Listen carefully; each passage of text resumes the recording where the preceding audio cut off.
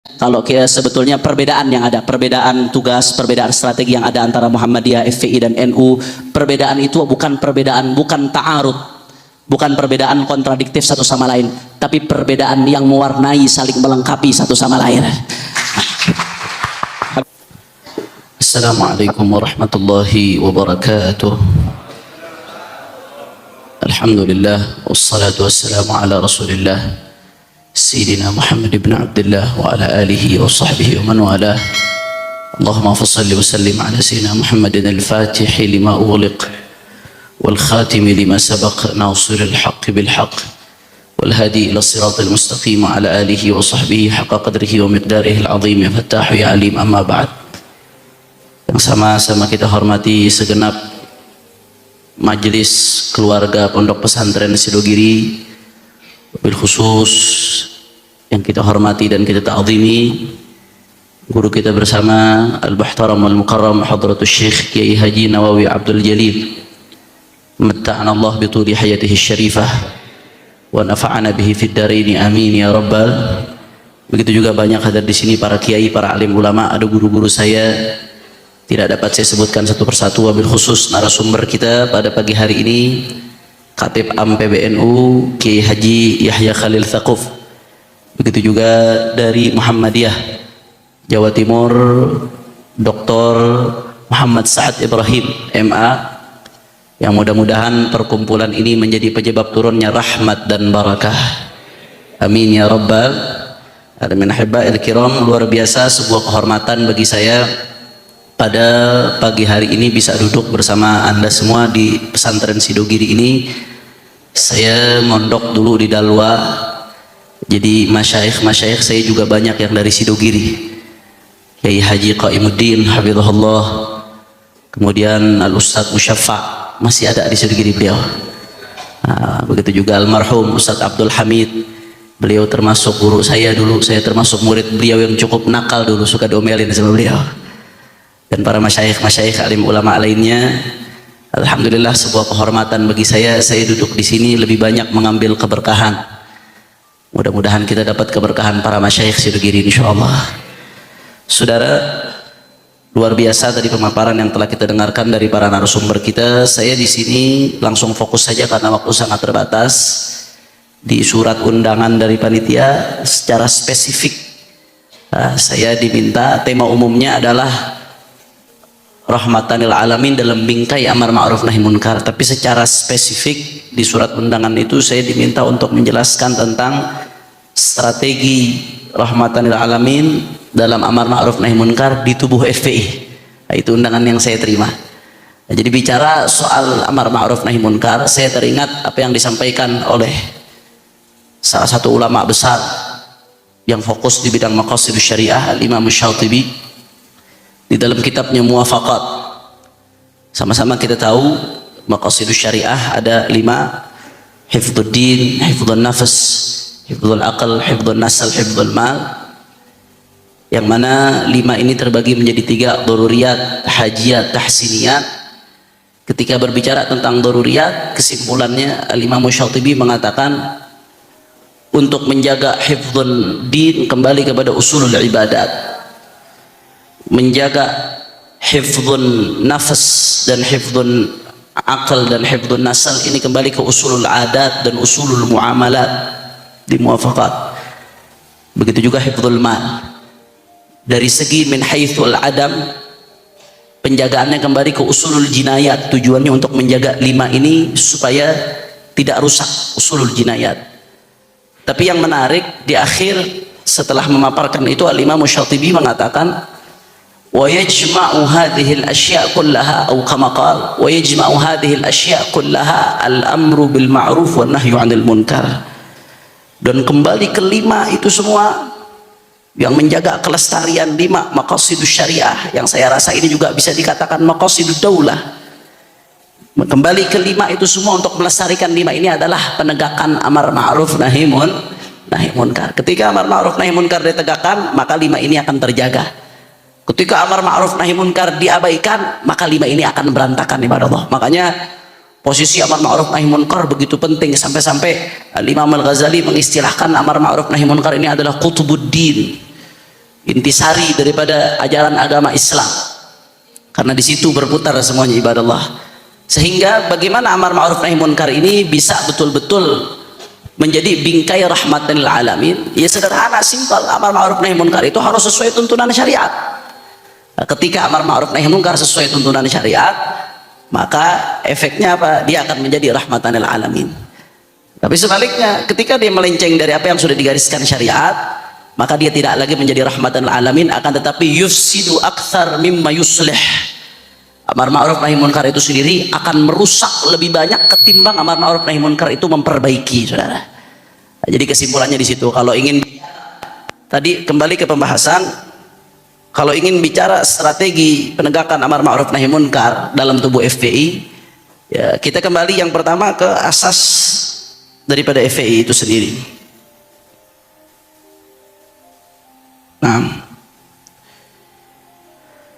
asas dari FPI sendiri adalah berdasarkan Islam. Ini tertera dalam ADART Front Pembela Islam. Berdasarkan Islam, berakidahkan ahlus sunnah wal jamaah dengan madhab akidah Asy'ari dan fokus madhab fikih Syafi'i. Nah, ini tertuang di ADART Front Pembela Islam.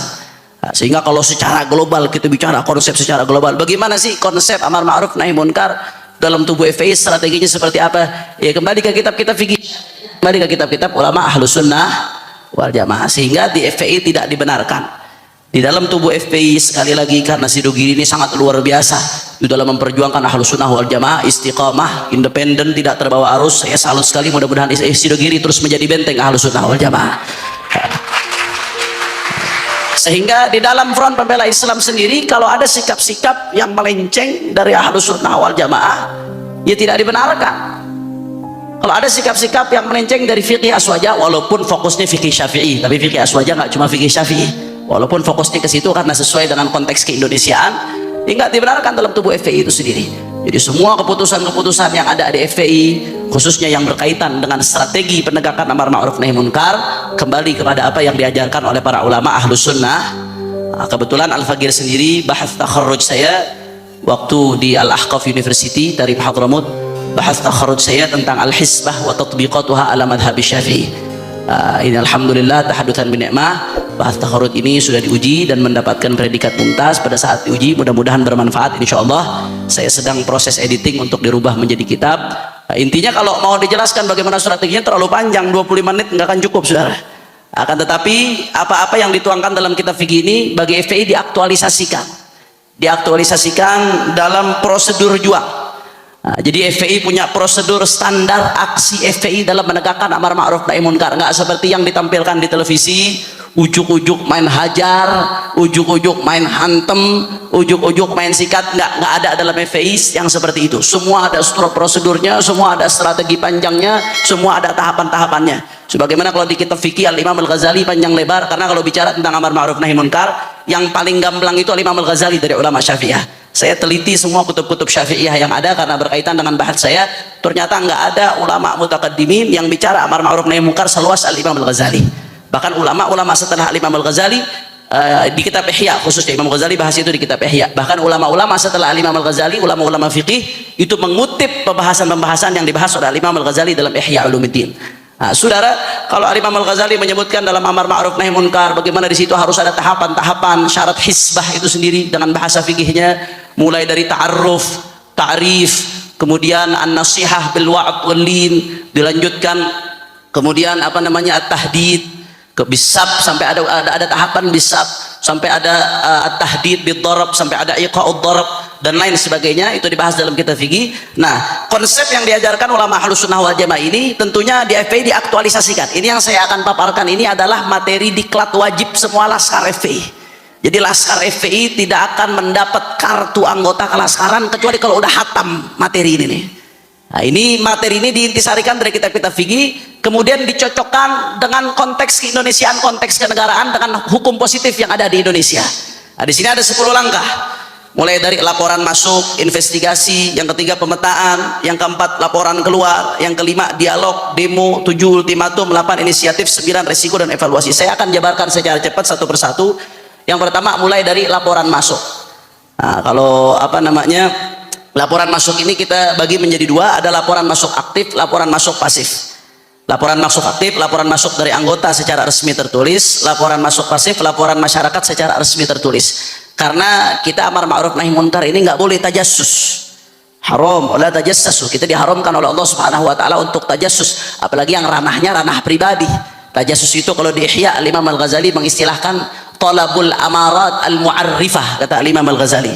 Mencari tanda-tanda yang mengantarkan kita kepada kemunkaran itu namanya tajassus, nggak boleh. Akan tetapi kalau idza wujidatil amarat, kalau tanda-tanda itu ada, laporan itu ada, buktinya itu ada, kemunkaran itu jelas di depan mata, maka itu namanya bukan tajassus. Nah, tapi itu adalah laporan yang masuk untuk ditindaklanjuti. Makanya nanti akan ada satu tahapan. Yang kedua, setelah adanya laporan masuk baik dari internal maupun eksternal dari masyarakat yang nggak mampu melakukan nahi munkar secara langsung, karena nahi munkar ini fardu kifayah, kita semua di sini aswaja, ini masalah sudah clear. Maka setelah itu langkah yang kita harus lakukan adalah investigasi, cari fakta, tabayyun, benar atau tidak ini. Karena Imam Al-Haddad sendiri di dalam An-Nasaihud Diniyah, dan ini ibarat juga dikutip di dalam I'anatul Talibin, saya ingat Syekh Bakri Syato mengutip ini zaman sekarang luar biasa, banyak orang yang kadang-kadang menyampaikan hal tentang pihak lain ini nggak sesuai dengan fakta. Makanya kita dalam amar ma'ruf nahi munkar pun harus hati-hati, nggak boleh langsung gegabah, nggak boleh langsung main tuding, nggak boleh langsung main hajar, harus tatsabut, harus pasti. Maka kalau nggak tatsabut, kita meletakkan sesuatu pada tempatnya, meletakkan sesuatu pada tempatnya itu zalim, tidak dibenarkan. Ini langkah yang kedua.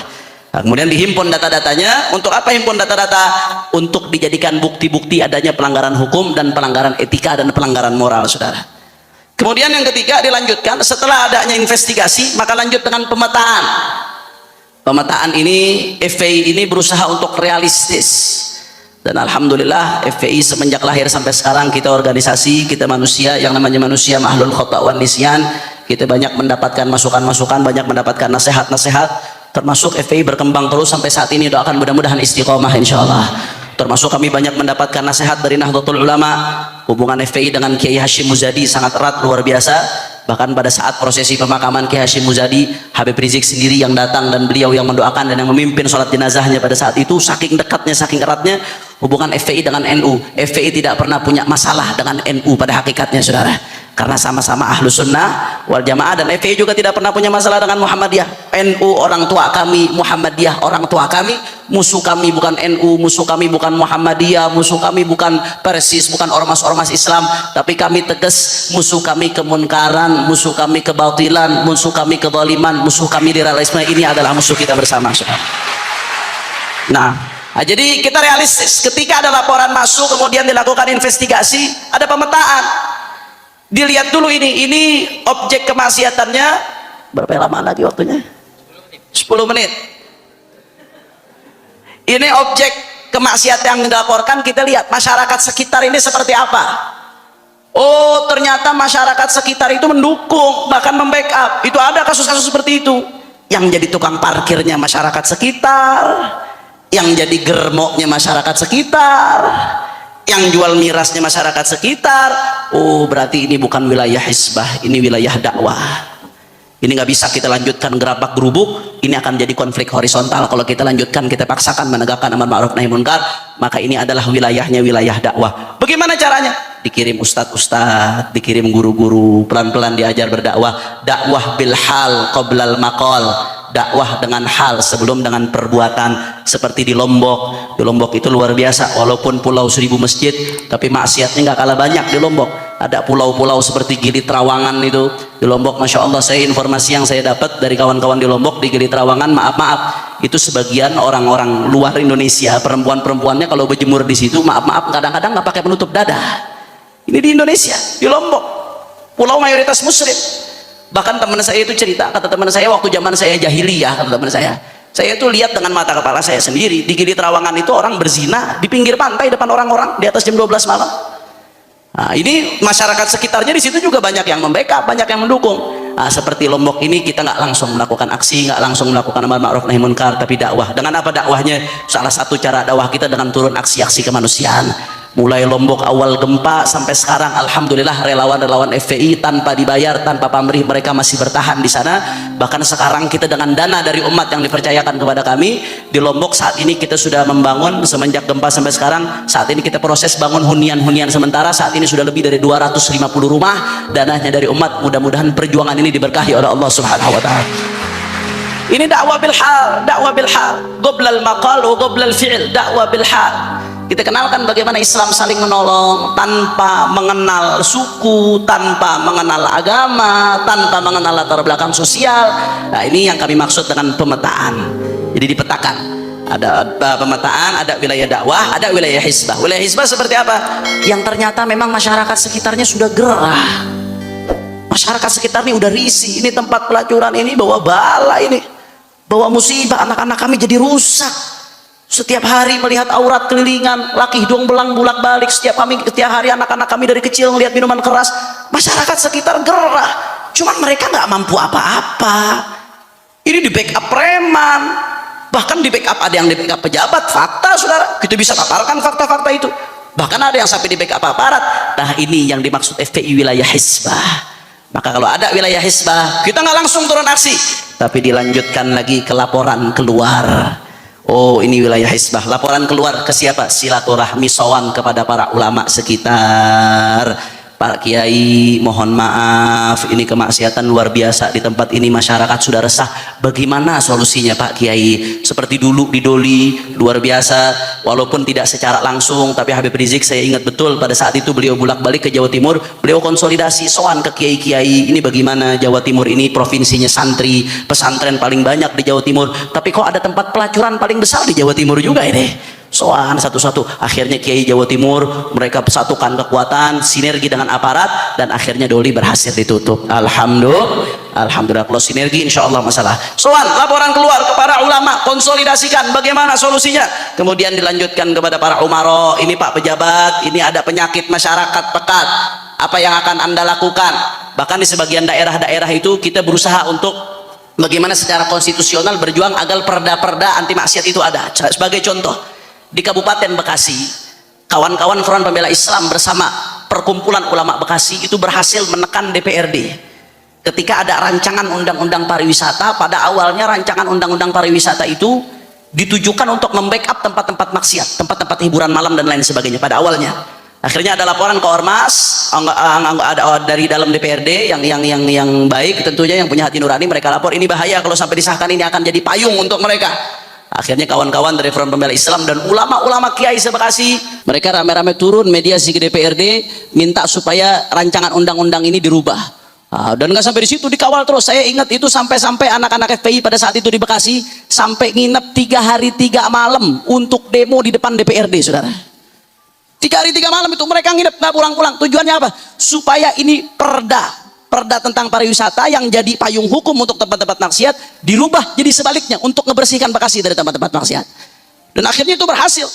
Kekuatan umat pada saat itu terus menekan anggota-anggota DPRD yang ada, dan akhirnya berhasil. Setelah disahkan akhirnya di Bekasi, walaupun tantangannya luar biasa. Saya ingat Ketua Bekasi FPI itu cerita sama saya itu, Beb, waktu saya perjuangkan perda pariwisata untuk melawan tempat-tempat maksiat di Bekasi, itu saya didatengin pemilik tempat hiburan malam, saya dibawain duit 1 kresek, Beb. Udahlah, nggak usah ikut campur, udah cukup 1 kresek dibawain duit itu. Itu mungkin kalau di total mungkin kira-kira mungkin bisa 500 sampai 600 juta. Banyak, 100.000 semua. Bergepok-gepok. Tapi enggak, alhamdulillah dia dijaga oleh Allah Subhanahu wa taala, dikawal terus sampai akhirnya berhasil disahkan undang-undang pariwisata yang isinya apa? Di Kabupaten Bekasi itu nggak boleh ada tempat hiburan malam, diskotik, nggak boleh ada panti pijet plus, nggak boleh ada tempat pelacuran, nggak boleh ada konser-konser musik yang mengandung unsur pornografi karena tidak sesuai dengan local wisdom. Dan akhirnya sekarang kita gampang, kalau ada maksiat itu kita gampang langsung kita mediasi ke DPRD, ke Satpol PP, tolong ini dirapikan, ini nggak sesuai dengan perda, dan ini sangat ampuh, alhamdulillah. Jadi sebetulnya kalau mau berantas maksiat itu yang paling gampang ya pemerintah kalau ada keinginan untuk itu. Nah, oleh karena itu salah satunya kita laporan keluar ke Umaro, bagaimana caranya supaya penyakit-penyakit masyarakat ini bisa diberantas. Ini fokus FPI. Nah, kemudian yang kelima adalah dialog dengan ulama dan Umaro. Setelah laporan kita dialog. Setelah dialog, andai kata dialog nggak mempan juga, nggak menyelesaikan masalah juga, maka baru ada yang namanya demonstrasi. Siapa yang didemo? Bukan ulama yang didemo, tapi yang didemo adalah umara, karena mereka yang punya wewenang untuk menutup tempat-tempat maksiat tersebut, dan targetnya adalah tempat maksiat yang menjadi penyakit masyarakat. Itu didemo oleh Front Pembela Islam.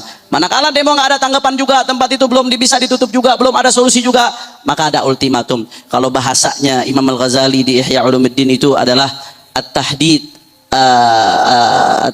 at-tahdid. Sampai Imam Ghazali sampai ada istilah kalau nggak mempan juga bisab. Itu ada istilah di Ihya Ulumuddin. Ihya ini tasawufnya tasawuf sudah Ihya Ulumuddin ini. Sampai Imam Ghazali mengatakan andai kata diomongin keras nggak mempan juga, ada titik-titik yang nanti sampai diperbolehkan sab sampai boleh seperti itu. Tapi sab itu ada aturan yang nggak sembarangan. Kalau sab sembarangan jadinya ngawur, jadinya malah merusak citra Islam itu sendiri. Nah, kemudian setelah ultimatum maka dilakukan inisiatif. Bagaimana inisiatif hukum? Kita laporkan, kita tuntut. Inisiatif politik, kita lakukan lobby-lobby politik, dan kita lakukan aksi di ruang publik. Nah, inisiatif ini tentunya akan memiliki risiko nggak sedikit, gara-gara masalah menutup tempat-tempat maksiat, kemunkaran dan lain sebagainya. Berapa banyak laskar-laskar kami yang harus dipenjara, ulama-ulama kami yang harus dipenjara. Bahkan Habib Rizik pun sudah 3 kali dipenjara. Karena apa? Tidak lain dan tidak bukan karena menegakkan amar ma'ruf nahi munkar. Ini resiko. Allah sudah katakan dalam Al-Quran, wasbir ala ma asabak. Setelah perintah tegakkan amar ma'ruf nahi munkar, Allah sudah kasih syarat, wasbir ala ma asabak. Kau akan dicaci, kau akan dimaki, kau akan dihina, kau mungkin akan dipenjara. Wasbir ala ma asabak. Sabar, karena itu adalah konsekuensi dari amar ma'ruf nahi munkar. Kemudian politik, ada resiko aksi juga, resiko fisik. Imam Al-Haddad mengistilahkan dalam Nasaihuddin, alangkah indahnya manakala seorang hamba harus dipukul atau harus mendapatkan resiko fisik karena dia menegakkan hukum Allah Subhanahu wa taala. Kemudian setelah itu semua baru ada evaluasi, introspeksi diri, introspeksi gerakan, dan introspeksi opini. Sehingga ini semua ada aturannya. Nah, ini larangan aksi FPI ini tercantum di kartu anggota kelaskaran. Kalau yang sudah diklat, sudah belajar materi ini, yang sudah mendapatkan kartu, maka ada larangannya. Apa larangannya? Dilarang melanggar hukum agama dan hukum negara, dilarang melakukan pelecehan, penganiayaan, perusakan, penjarahan, dan pembunuhan, dilarang membawa, menggunakan senjata tajam, api, bahan bakar, bahan peledak, dilarang melindungi, membela, memberi, meminta, menerima bantuan apapun dari tempat maksiat atau pengusaha, dilarang melakukan aksi apapun tanpa mengikuti prosedur standar aksi FPI. FPI bukan malaikat. Kadang-kadang juga ada oknum-oknum di daerah yang nakal, yang kadang-kadang dia masuk ke FPI untuk tujuan pribadi. Pernah ada kejadian itu, kita nggak pernah mentolerir. Begitu kita tahu ada pengurus yang coba-coba backup tempat maksiat, ngambil keuntungan, ngancem-ngancem untuk dapat duit, langsung dibekukan. Dan ini sudah terjadi di beberapa daerah kejadian seperti itu. DPP FPI tidak pernah mentolerir, langsung dibukakan. Walhasil kesimpulannya, amar ma'ruf nahi munkar bisa menjadi rahmatil alamin kalau dijalankan sesuai dengan syariat, sesuai dengan tuntunan, sesuai dengan ajaran Ahlus Sunnah wal Jamaah. Dan kita cocokkan juga dengan local wisdom, kearifan lokal dan aturan setempat. Karena kalau tidak dicocokkan dengan itu, makanya manakala ada kejadian-kejadian benturan-benturan, itu sebetulnya andai kata ada yang melakukan hal-hal yang anarkis, itu di luar daripada standar operasional FPI. Nah, kalau ada yang melakukan itu, anggota FPI, ya konsekuensinya dia harus menanggung hukum, harus jadi gentleman. Tapi bagaimana Beb? Kok ketuanya sendiri, ini banyak mungkin pernyataannya nih, tapi ketuanya sendiri, imam besarnya sendiri, begitu ada masalah hukum kok lari ke luar negeri deh. Kadang-kadang banyak pertanyaan seperti itu. Katanya gentleman, mesti ngadepin masalah hukum. Urusan Habib Rizik ke luar negeri, beliau hijrah, sebetulnya itu bukan masalah hukum. Kalau memang masalah Habib Rizik hijrah masalah hukum, tidak ada ceritanya buronan hukum itu didatengin Kapolri ke Saudi. Kapolri datang soal ke Saudi, didatengin kepala bin. Masa Kapolri soal ke buronan hukum? Nggak ada ceritanya. Beliau itu buronan politik, bukan buronan hukum. Nah, jadi ini yang saya sampaikan. Nah, ini yang saya sampaikan. Mudah-mudahan nanti hal-hal yang belum dijelaskan bisa kita tambahkan lagi. Kesimpulannya kalau kita sebetulnya perbedaan yang ada, perbedaan tugas, perbedaan strategi yang ada antara Muhammadiyah, FPI, dan NU, perbedaan itu bukan ta'arud, bukan perbedaan kontradiktif satu sama lain, tapi perbedaan yang mewarnai, saling melengkapi satu sama lain. Habib Rizik selalu menggambarkan perumpamaan orang yang dakwah yang luar biasa seperti Nahdlatul Ulama, jasanya begitu besar. Semenjak NU didirikan sampai sekarang, berapa banyak pesantren yang dibesarkan oleh NU. Jasa NU menjaga Ahlus Sunnah wal Jamaah begitu besar, luar biasa. Begitu juga Muhammadiyah, berapa banyak lembaga formal yang didirikan oleh Muhammadiyah, lembaga pendidikan, rumah sakit, ekonomi umat yang dibangun oleh Muhammadiyah. Ini ibarat menanam padi. Nanam padi kalau nggak dijaga dengan baik, maka akan dimakan hama. Kalau dijaga dengan baik, dihabisi sama hama. capek-capek nanem, dihabisi hama nggak jadi panen. Tugas FPI ini jaga supaya padi-padi ini nggak dimakan sama hama. Makanya sekali lagi kami tegaskan, intinya kalau mau bersatu maka kita pegang al-qawasimul mushtarakah. Al-qawasimul mushtarakah, unsur-unsur pemersatu. Apa unsur pemersatu? Yaitu la ilaha illallah Muhammadur Rasulullah. Dan kalau dalam konteks keindonesiaan, NKRI, Pancasila, Bhinneka Tunggal Ika, dan Undang-Undang Dasar 1945, kita saling menghormati perbedaan, tapi tidak ada toleransi terhadap penistaan, karena penistaan hanya akan memperkeruh perbedaan di antara kita. Ini dari saya. Wassalamualaikum warahmatullahi wabarakatuh.